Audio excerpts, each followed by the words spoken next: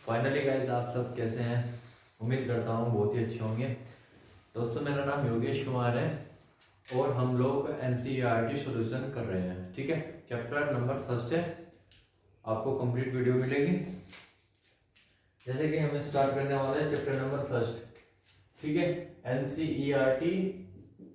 NCERT solution chapter number first. Chapter number है हमारा first, जिसका नाम है रासायनिक अभिक्रियाएं। रासायनिक अभिक्रियाएं अभिक्रियाएं एवं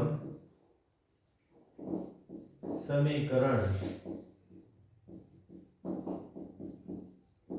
ठीक है, जिसका हमने इंट्रोडक्शन पार्ट कंप्लीट कर चुके हैं। जिसका इंट्रोडक्शन पार्ट हम कंप्लीट कर चुके हैं। आज क्या है? सॉल्यूशन। आज हम पढ़ेंगे सॉल्यूशन। ठीक है, इस चैप्टर का सॉल्यूशन स्टार्ट है। जो वीडियो है हमारी वो है भाग 1। ठीक है, भाग 1 वीडियो है।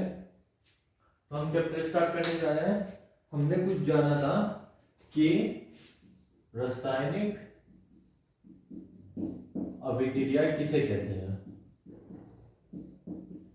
रासायनिक अभिक्रिया किसे कहते हैं हमने जान लिया था।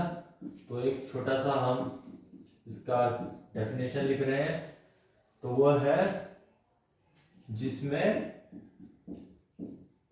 नए गुण धर्मों वाले पदार्थ, ठीक है, उत्पन्न होते हैं, उसे रासायनिक अभिक्रिया कहते हैं। या जिसमें नए गुणधर्मों वाले पदार्थ, नए गुणधर्मों वाले नए पदार्थ बनते हैं, उसे रासायनिक अभिक्रिया कह सकते हैं। दो तरीके से हम इसकी छोटी सी डेफिनेशन लिख सकते हैं हम लोग। ठीक है, तो हमने उदाहरण के तौर पे कुछ चीजें ले लेते हैं। अगर हम उदाहरण के तौर पे जाने तो नंबर 1 बात आती है दूध से दही का बनना। ये क्या कहलाता है? रासायनिक अभिक्रिया। नंबर 2 बात करें भोजन का पकना। ये क्या कहलाता है? रासायनिक अभिक्रिया। अब ये तो थी हमारे नॉन टेक्निकल बातें। तो ठीक है, अब हम थोड़ा सा ये दैनिक जीवन के उदाहरण थे। दैनिक जीवन के उदाहरण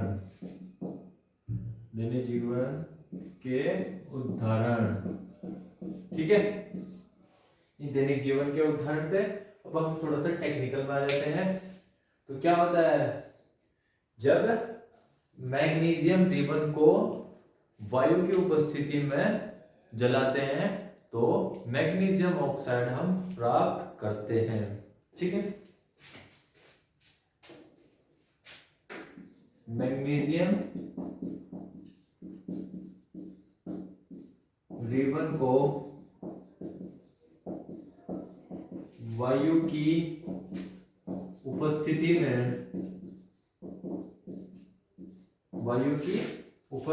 में दहन करने पर मैग्नीशियम ऑक्साइड प्राप्त होता है।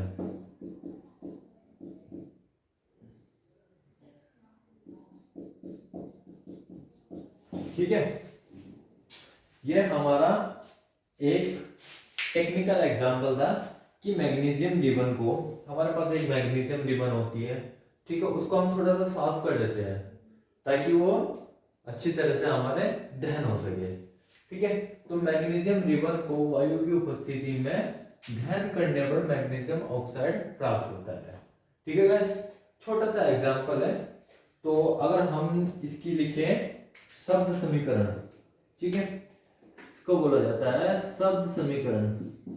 जो शब्दों के रूप में व्यक्त की जाती है उसको बोलते हैं हम शब्द समीकरण, ठीक है। तो इसका नाम है शब्द समीकरण। शब्द समीकरण कैसी बनेगी हमारे पास, ठीक है। तो हमारे पास क्या था, मैग्नीशियम, ठीक है, किस में जलाया, ऑक्सीजन में। क्या प्राप्त हुआ हमें, मैग्नीशियम ऑक्साइड, मैग्नीशियम ऑक्साइड, ठीक है गाइस। सिंपल सा उदाहरण है, इसको बोलते हैं हम शब्द समीकरण। अगर आप सभी इससे वाकिफ हैं तो हमें बताइए।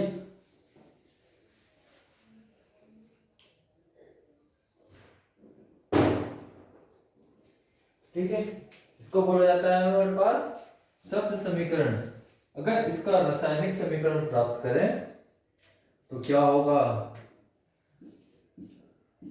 रासायनिक समीकरण क्या प्राप्त होगा हमारे पास, Mg plus O2 arrow MgO, ठीक है। यानी Mg मैग्नीशियम, ऑक्सीजन O2 और प्राप्त होगा MgO, यानी मैग्नीशियम ऑक्साइड हमें प्राप्त हो गया है, ठीक है। तो हमने रासायनिक अभिक्रिया के उदाहरण देख लिए, तो दैनिक जीवन के उदाहरण थे, और हमने एक क्या देख लिया, एक अभिक्रिया का उदाहरण भी देख लिया कि किस प्रकार हमारी रासायनिक अभिक्रिया हमें प्राप्त होती है, ठीक है। तो हम आगे बढ़ाते हुए किसको, मैग्नीशियम B1 को वायु की उपस्थिति में दहन करने पर मैग्नीशियम ऑक्साइड प्राप्त होता है। जो इसकी हमारे पास शब्द समीकरण हो और जो रासायनिक समीकरण है इसे अच्छे से जान लेते हैं, ठीक है। तो मैं इसको रफ कर देता हूं, एक बार स्क्रीनशॉट ले सकते हैं।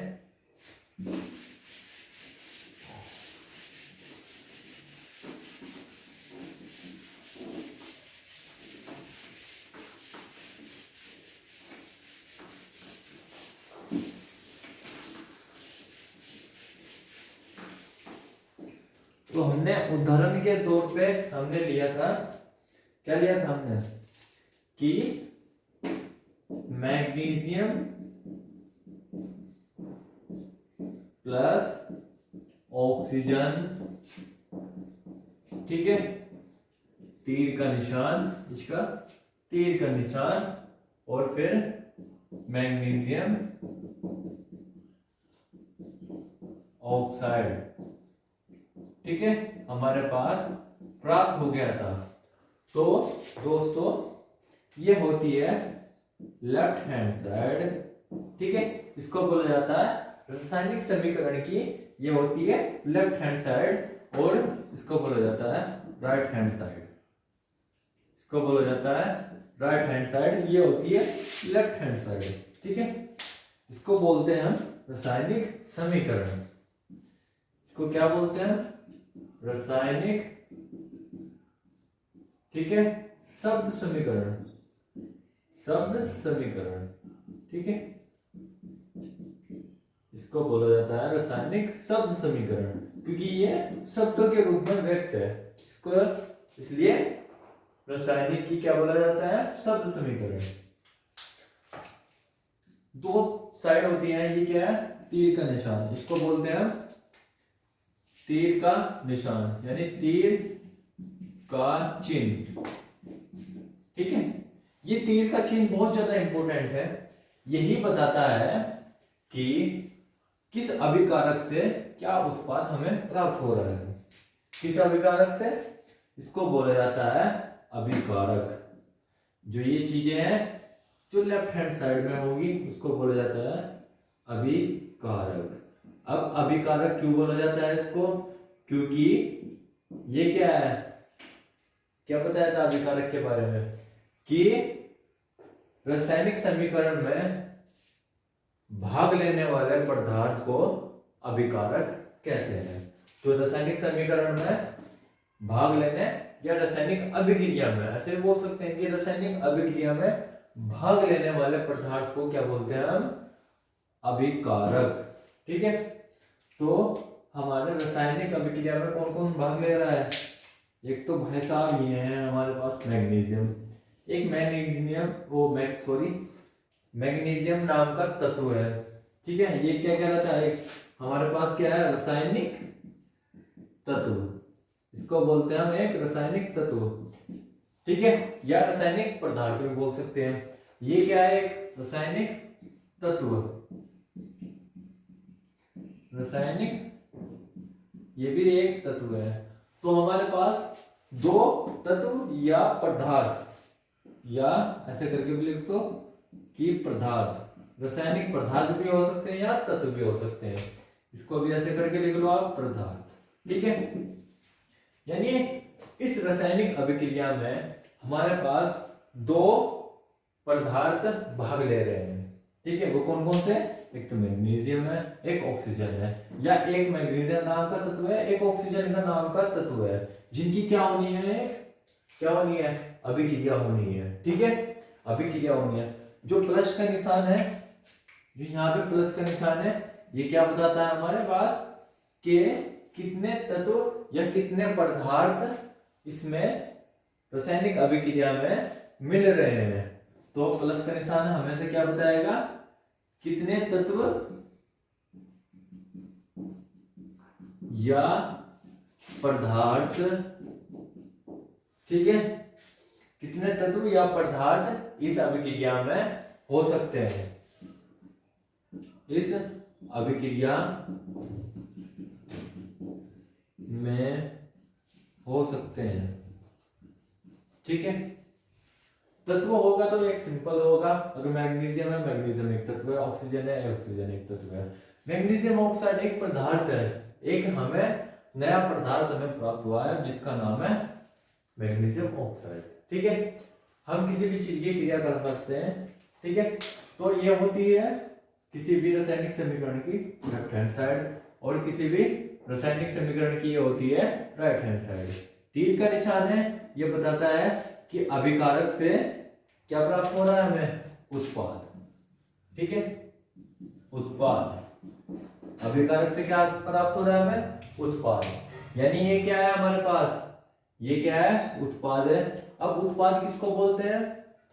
जो भी रासायनिक अभिक्रिया में अभिकारक के दौरान उत्पन्न हुए पदार्थ को उत्पाद कहते हैं। यानी क्या हो रही है? रासायनिक अभिक्रिया हो रही है। ठीक है, रासायनिक अभिक्रिया हो रही है। कौन कौन से तत्व भाग ले रहे हैं? एक तो मैग्नीशियम ले रहा है, एक ऑक्सीजन ले रहा है। इन तत्वों का आपस में मिलना क्या बनाता है? अभिकारक।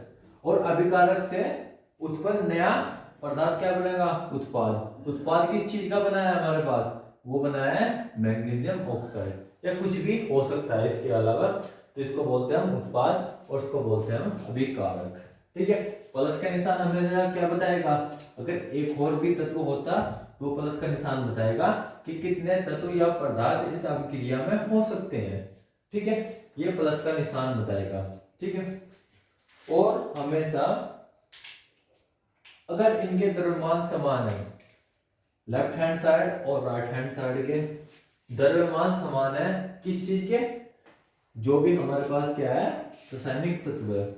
उन रासायनिक तत्व या रासायनिक पदार्थ के अगर द्रव्यमान समान है, ठीक है, इस तीर के इधर के द्रव्यमान और इधर के द्रव्यमान, दोनों द्रव्यमान समान है, तो इस समीकरण को संतुलित समीकरण बोला जाएगा। अगर इन दोनों के द्रव्यमान अलग अलग हैं, यानी इस समीकरण इस लेफ्ट हैंड साइड के जो द्रव्यमान है वह कुछ ज्यादा है या कम है, और राइट हैंड साइड के द्रव्यमान है वह कुछ ज्यादा या कम है, तो इनको बोला जाएगा असंतुलित रासायनिक समीकरण। ठीक है, वो भी हम जान लेते हैं कि संतुलित और असंतुलित रासायनिक समीकरण कैसे प्राप्त होती है। ठीक है, तो हमने अभिकारक और किसको? रासायनिक तत्व पदार्थ को, और कितने तत्व पदार्थ इसमें अभिक्रिया में हो सकते हैं। ठीक है, तो हमने ये क्या होता है हमारे पास, ये एक क्या है, रासायनिक तत्व है, ये भी एक रासायनिक तत्व है। जो हमें प्राप्त हुआ वो क्या है, रासायनिक पदार्थ है। ठीक है, ये क्या हो सकता है, ऐसा भी हो सकता है कि रासायनिक पदार्थ, दो रासायनिक पदार्थ मिलकर एक नया रासायनिक पदार्थ बना सकते हैं, ऐसा भी हो सकता है। ठीक है गाइस, तो बात थोड़ी सी समझ में आई। तो ये समीकरण की लेफ्ट हैंड साइड होती है और ये होती है राइट हैंड साइड। ठीक है,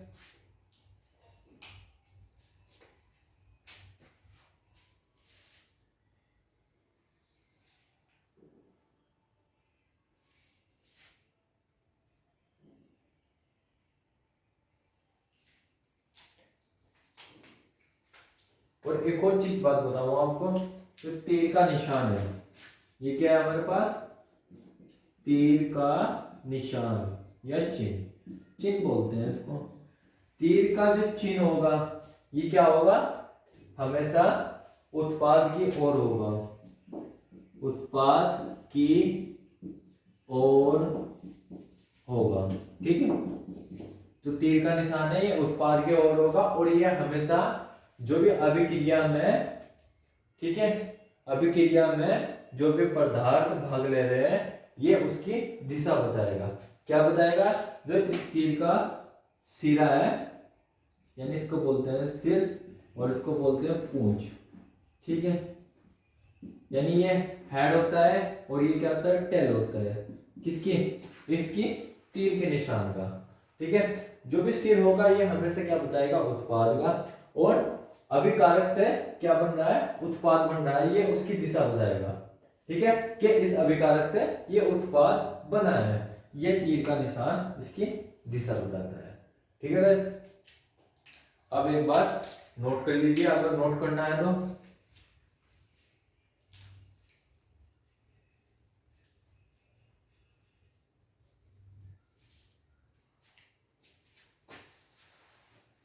तो वीडियो को आगे बढ़ाते हुए, ठीक है, एक और चीज मैं आपसे बताना भूल गया है, उसके लिए माफी चाहते हैं। ठीक है, मैंने बताया था समीकरण, रासायनिक समीकरण दो प्रकार की होती है। ठीक है, ये क्या है, रासायनिक समीकरण है, शब्द समीकरण है। ठीक है, अगर हम इसके रासायनिक समीकरण तैयार करें तो किस प्रकार होगी, Mg plus O2 arrow MgO। ठीक है, ये क्या कहलाएगा हमारे पास, अभिकारक। ठीक है, और अभिकारक किसको बोला जाता है, ये आपको अच्छी तरह से याद हो गया है, यह क्या बोला जाएगा हमारे पास, उत्पाद। ठीक है, ये भी आपको अच्छी तरह से याद हो गया कि अभिकारक किसको बोलते हैं और उत्पाद किसको बोलते हैं। ठीक है, ये क्या है हमारे पास, अभिकारक हमेशा कहाँ पे होगा, लेफ्ट हैंड साइड पे, उत्पाद हमेशा कहाँ पे होगा, राइट हैंड साइड पे। ठीक है, जो भी राइट हैंड साइड पे होगा वो कहलाएगा उत्पाद, जो भी लेफ्ट हैंड साइड पे होगा वो कहलाएगा हमारे पास अभिकारक। ठीक है, और अभिकारक में क्या होगा, जो भी द्रव्यमान होगा, यानी इस तत्व के अणु और इस तत्व के अणु, इनका द्रव्यमान क्या होना चाहिए, तत्वों के रासायनिक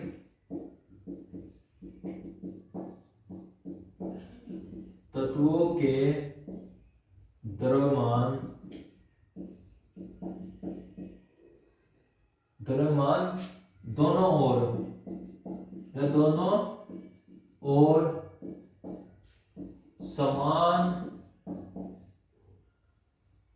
है, तो यानी दोनों ओर का मतलब है जो भी रासायनिक तत्व है हमारे पास, ये एक रासायनिक तत्व है या पदार्थ है, ये भी एक रासायनिक तत्व है, इन दोनों के द्रव्यमान इसके द्रव्यमान के समान है।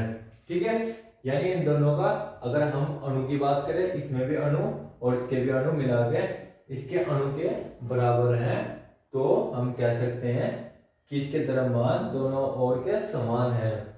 तो संतुलित रासायनिक समीकरण, तो संतुलित रासायनिक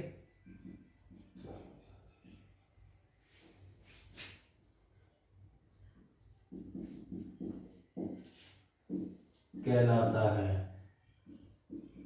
ठीक है, तो क्या होगा, ये संतुलित रासायनिक समीकरण होगा। अगर इसमें क्या है, बिल्कुल सही, द्रव्यमान क्या है, भिन्न भिन्न है, मतलब कि लेफ्ट हैंड साइड के द्रव्यमान राइट हैंड साइड के द्रव्यमान के बराबर नहीं आ रहे हैं, या ऐसे भी बोल सकते हैं कि लेफ्ट हैंड साइड के तत्व और का अनुभार और राइट हैंड साइड के तत्वों का अनुभार बराबर नहीं है, तो ये क्या कहलाएगा, असंतुलित रासायनिक समीकरण। ठीक है, तो इस प्रकार से हम रासायनिक समीकरण को व्यक्त करते हैं।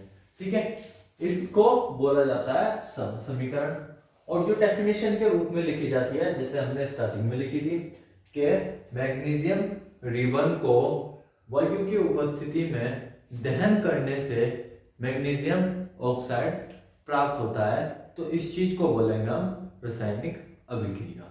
ठीक है, और अगर हम शब्द समीकरण लिखे तो इस चीज को बोलते हैं शब्द समीकरण। जो शब्दों के जो रासायनिक तत्व है उनको शब्दों के रूप में लिखा जाता है, उसको बोलते हैं हम शब्द समीकरण। वो कैसी होगी कि मैग्नीशियम प्लस ऑक्सीजन जो शब्दों के रूप में लिखी जाएगी, एरो मैग्नीशियम ऑक्साइड। ठीक है, इस समीकरण को बोला जाता है रासायनिक समीकरण, क्योंकि ये क्या है, रासायनिक सूत्र लिखा हुआ है, इसमें रासायनिक तत्वों के सूत्र लिखे हैं, इसलिए इसको बोला जाता है रासायनिक समीकरण। ठीक है, और दूसरी बात यह है कि अगर लेफ्ट हैंड साइड के तत्वों के द्रव्यमान और राइट हैंड साइड के तत्वों के द्रव्यमान अगर समान है तो इसको संतुलित रासायनिक समीकरण कहा जाएगा। अगर लेफ्ट हैंड साइड के रासायनिक तत्वों के द्रव्यमान और लेफ्ट हैंड साइड रासायनिक तत्वों के द्रव्यमान भिन्न है तो इसको असंतुलित रासायनिक समीकरण कहा जाएगा। और ऐसी असंतुलित रासायनिक समीकरण वे समीकरण होती है जिनमें ढांचे के रूप में प्रयुक्त किया जाता है। ठीक है, ऐसे समीकरण को क्या बोलते हैं हम, ढांचा समीकरण कहलाता है। ठीक है, जो भी असंतुलित रासायनिक समीकरण होगी उसको ढांचा समीकरण कहलाएगा। ठीक है, तो ये क्या कहलाएगी हमारे पास, ये अगर हम इसकी बात करें, अगर इसके तत्वों का हम संतुलन करें, अभी करके देख लेते हैं। ठीक है,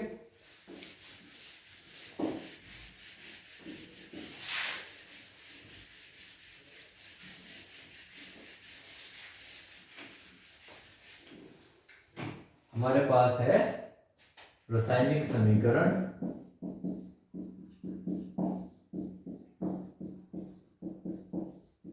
वो किस प्रकार की है, वो है कि magnesium plus oxygen arrow magnesium oxide. ठीक है, ये होती है हमारे पास अभिकारक, ये क्या होता है हमारे पास उत्पाद, ये होती है हमारे पास लेफ्ट हैंड साइड, ये होती है हमारे पास राइट हैंड साइड।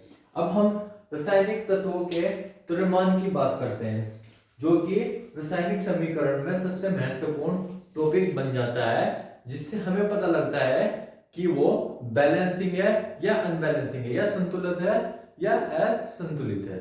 ठीक है, क्योंकि ये द्रव्यमान संरक्षण के नियम को कंप्लीटली फॉलो करती है। ठीक है, इसलिए इसको रासायनिक समीकरण कहा जाता है। अब ये जो समीकरण है ये असंतुलित रासायनिक समीकरण है, इसका नाम क्या है, असंतुलित रासायनिक समीकरण। ठीक है, अब ये असंतुलित रासायनिक समीकरण क्यों बोला गया है वो हम देख लेते हैं एक बार। क्योंकि अगर हम चेक करें, यहाँ पे मैग्नीशियम का एक अनुभाग है, ठीक है, यहाँ पे ऑक्सीजन के दो अनुभाग है, ऑक्सीजन के दो अनुभाग है।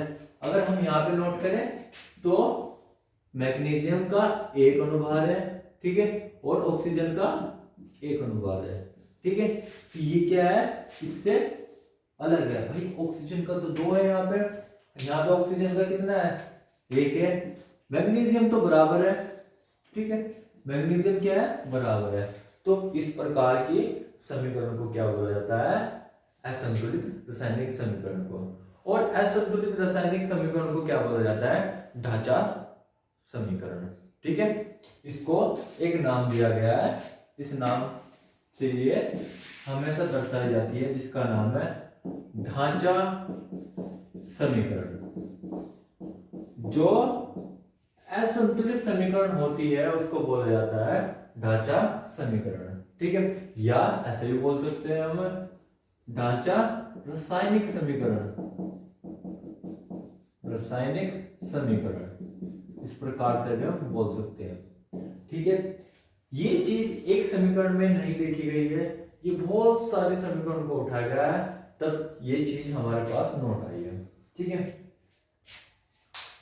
तो इस प्रकार अगर हम दूसरी समीकरण देखें, संतुलित समीकरण की बात करें, तो हम एक और समीकरण ले लेते हैं, सिंपल सी है, hydrogen plus oxygen plus hydrogen oxide, ठीक है। तो इसमें क्या है, H2O, इसमें क्या है H2, ऑक्सीजन का एक अणु और ऑक्सीजन का एक अणु, तो ऐसे समीकरण को बोला जाता है रासायनिक समीकरण, ठीक है। तो हमारा रासायनिक समीकरण के जो अंदर की बात थी वो थोड़ी हमने उसको बाहर निकाला और थोड़ा समझाने की कोशिश की, आप लोगों तक पहुंचाने की कोशिश की, ठीक है। तो अब हम स्टार्ट करने वाले हैं रासायनिक समीकरण के अभिलक्षण, ठीक है। अभिलक्षण का क्या मतलब होता है, अभिलक्षण का मतलब होता है कैरेक्टरिस्टिक्स, ठीक है। जैसे कि हमारे लक्षण होते हैं, कुछ हमारे कैरेक्टर होता है कि इस बंदे का कैरेक्टर ऐसा है, ये बंदा ऐसा करता है, तो वो कैरेक्टर पे बात आ जाती है। इसलिए यहाँ पे भी कैरेक्टर पे बात आई, लेकिन यहाँ पे बंदा नहीं है, यहाँ पे कौन है, रासायनिक समीकरण, ठीक है। रासायनिक समीकरण की कैरेक्टरिस्टिक्स को हम पढ़ेंगे, ठीक है। तो मैं इसको रफ कर देता हूं एक बार।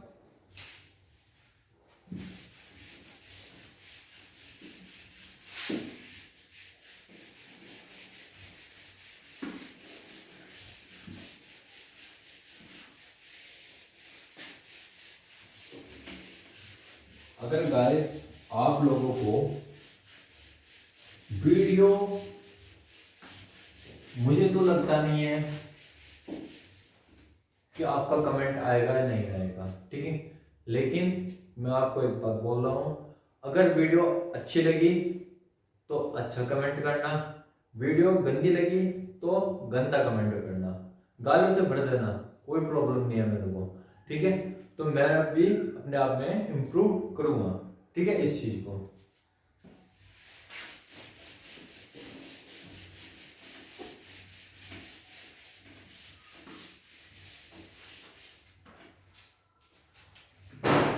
नया टॉपिक स्टार्ट है। नया टॉपिक क्या है हमारे पास, रासायनिक समीकरण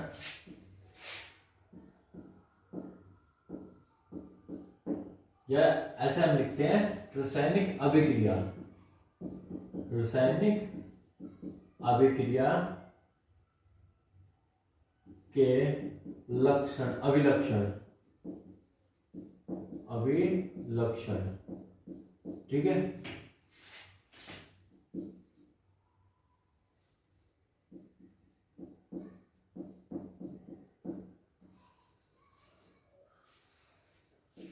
हमारे पास नेक्स्ट टॉपिक है रासायनिक अभिक्रिया के अभिलक्षण।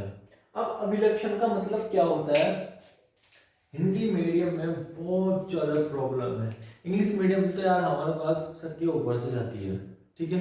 हम लोग क्योंकि यूपी बोर्ड से हैं, लेकिन क्या होता है कि यूपी बोर्ड के होने के दौरान हमें हिंदी क्लियर नहीं आती है, प्रॉब्लम कहाँ पे आते हैं, जैसे अभिलक्षण आया रह जाते हैं, रटने लग जाते हैं, अभिलक्षण अभिलक्षण अभिलक्षण क्या है, अभिलक्षण ये है वो है, फलाना ढिमका है, ऐसे करने लग जाते हैं। भाई अभिलक्षण को जानो, ठीक है। जब तक आप अच्छी तरीके से क्वेश्चन को जान नहीं पाओगे तो आप आंसर नहीं दे पाओगे। तो सबसे पहला काम है आपको आंसर नहीं समझना है, सबसे पहले समझना है क्वेश्चन क्या है।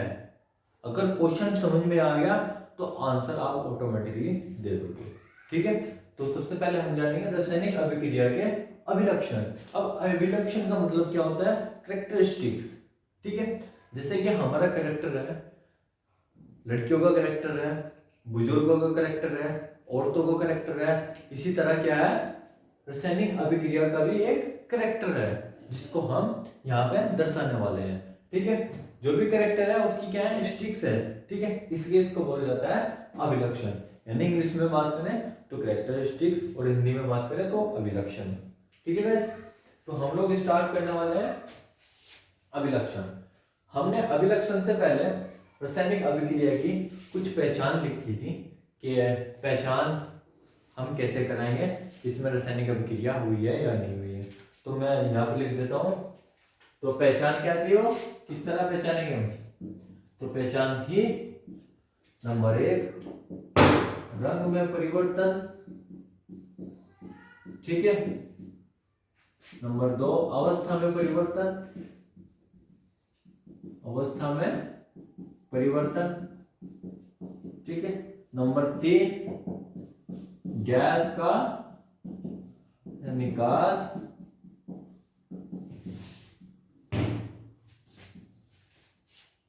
या उत्सर्जन। ठीक है, नंबर 4 गैस का निकास या उत्सर्जन। नंबर 4 क्या है हमारे पास, बताएं? वो क्या है हमारे पास? रंग में परिवर्तन होगा, अवस्था में परिवर्तन होगा, गैस या निकास का, गैस का निकास या उत्सर्जन हो गया। नंबर 4 की बात करें, अवक्षेप का बनना। ठीक है, नया जोड़ दिया है मैंने क्योंकि पिछले वाला तो हमने कंप्लीट कर दिया था। ठीक है, इसमें एक नई चीज आई, अवक्षेप का बनना। ठीक है, अब अवक्षेप क्या होता है वो आपको मैं कंप्लीटली बताऊंगा, आप देखते रहिए एक बार। ये क्या है, हमारे रासायनिक अभिक्रिया की पहचान है। किसकी पहचान है? रासायनिक अभिक्रिया की पहचान। ठीक है, इस प्रकार से हम इनको पहचानेंगे कि रासायनिक अभिक्रिया हुई है या नहीं हुई है। ठीक है गाइस,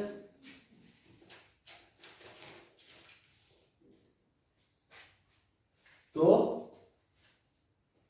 यही पहचान क्या कहलाएगी, इसके अभिलक्षण। ये क्या बन जाते हैं, हम अभिलक्षण के रूप में इनको व्यक्त करते हैं। तो हम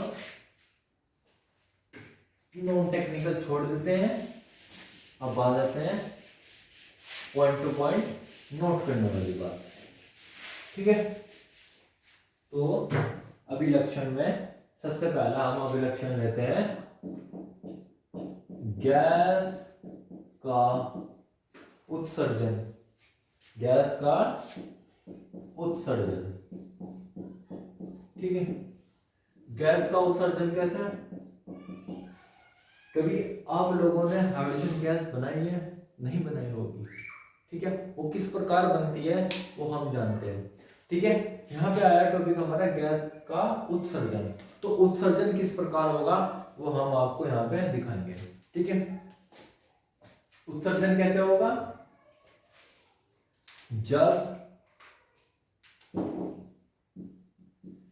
जब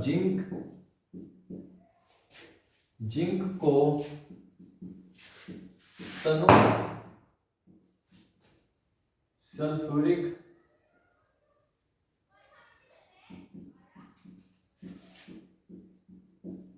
अम्ल में डुबोया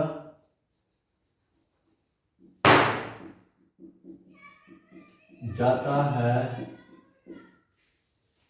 तो हाइड्रोजन गैस प्राप्त होती है। ठीक है, इस प्रकार से हमें हाइड्रोजन गैस प्राप्त हो जाती है। लेकिन इसकी क्या है, क्रियाकलाप है। ठीक है, वो क्रियाकलाप हम देखेंगे क्या क्रियाकलाप है। क्या है? जब जिंक को तनु सल्फ्यूरिक अम्ल में डुबोया जाता है तो हाइड्रोजन गैस प्राप्त होती है। ठीक है, तो हमारे पास एक क्या है, एक हमने फ्लास्क ले लेना है, ठीक है। फ्लास्क के अंदर क्या डालना है, तनु सल्फ्यूरिक अम्ल यानी एसिड, यानी H2SO4 उसके अंदर डालना है, ठीक है। फिर कुछ जिंक या जस्ता, जिंक को बोलते हैं हम जस्ता, ठीक है। जस्ते के कुछ दाने ले लेने हैं, उसके अंदर डाल देने हैं, ठीक है। कांच के फ्लास्क के अंदर उसके डाल देने हैं, उसका एरिया थोड़ा कम कर देना है, ठीक है।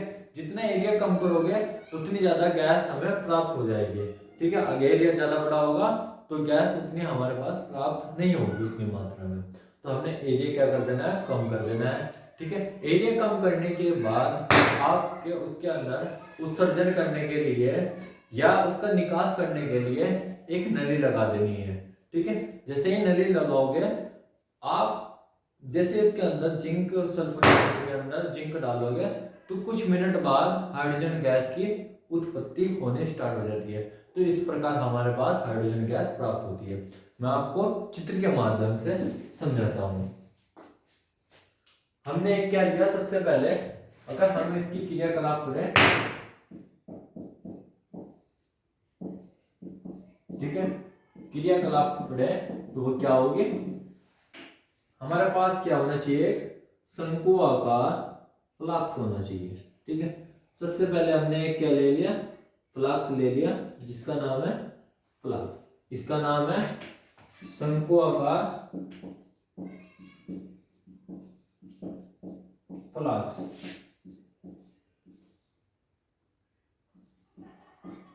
ठीक है। हमारे पास शंकु आकार फ्लास्क है, वो हमने ले लिया है, ठीक है।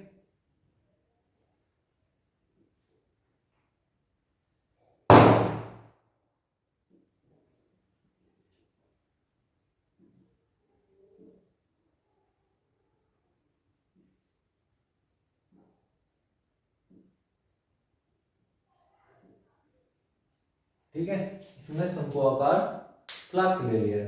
तो हमने क्या किया, इसके अंदर क्या डाला है, कुछ क्या डाला, बिल्कुल सही, यानी एसिड डाल दिया इसके अंदर। इसका नाम है तनु सल्फ्यूरिक अम्ल, इसका नाम है तनु सल्फ्यूरिक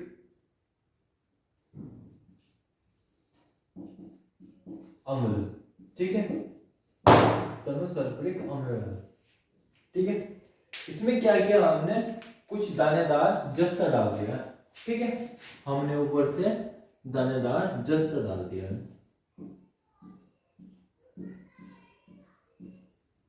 जिसका नाम है जिंक, जिंक या दानेदार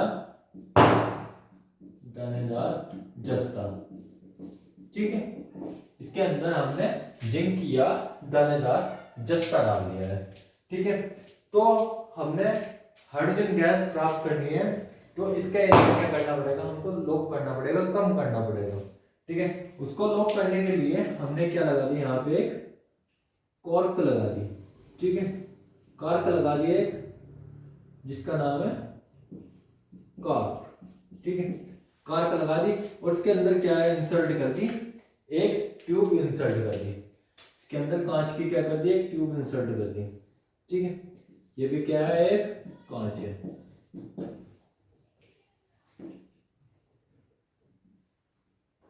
और हमने कुछ मिनट बाद देखा, तो देखा हमारे पास हाइड्रोजन गैस हमें प्राप्त होने लगी है, यहां से ऐसे निकलने लगी है और ऐसे जाती है, ये हाइड्रोजन गैस प्राप्त हो जाती है हमें, इसका नाम है हाइड्रोजन गैस, हाइड्रोजन गैस, ठीक है। तो इस प्रकार से हमारी हाइड्रोजन गैस प्राप्त हो जाती है। अगर हम इसको शब्द समीकरण के रूप में लिखे तो कैसे लिखा जाएगा, शब्द समीकरण के रूप में किस प्रकार लिखा जाएगा, बताइए, ठीक है। मैं इसको थोड़ा रफ कर देता हूँ, थोड़ा क्लियर हो जाएगा, इसको मैं रफ कर देता हूँ यहाँ से, ठीक है। अगर हम इसके शब्द समीकरण बनाए तो किस प्रकार बनेगी, कि जिंक सल्फेट, जिंक सल्फ्यूरिक अम्ल, ओ सॉरी, कौन था, एक तत्व तो ये था और दूसरा कौन सा था हमारे पास, तनु सल्फ्यूरिक अम्ल। तो इसको तनु नहीं लिखेंगे, हम लिखेंगे सल्फ्यूरिक अम्ल।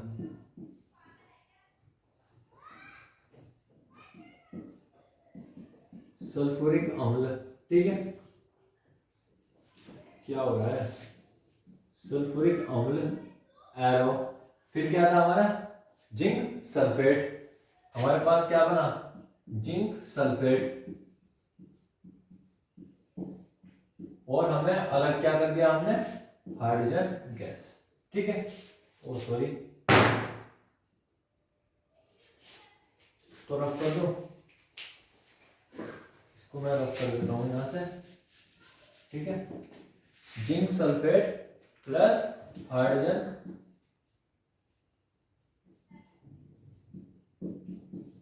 गैस,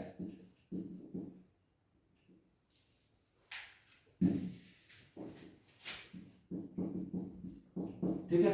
इस प्रकार हमारी ये क्या हो जाती है, शब्द समीकरण कहलाती है।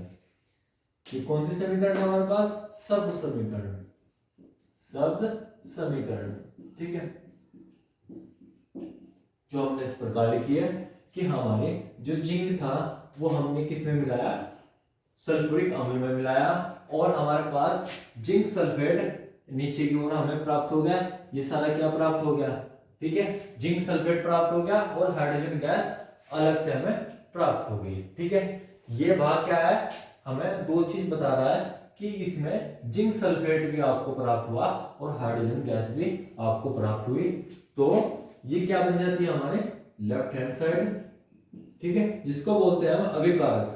इसको क्या बोला जाता है, अभिकारक, इसको बोला जाता है अभिकारक,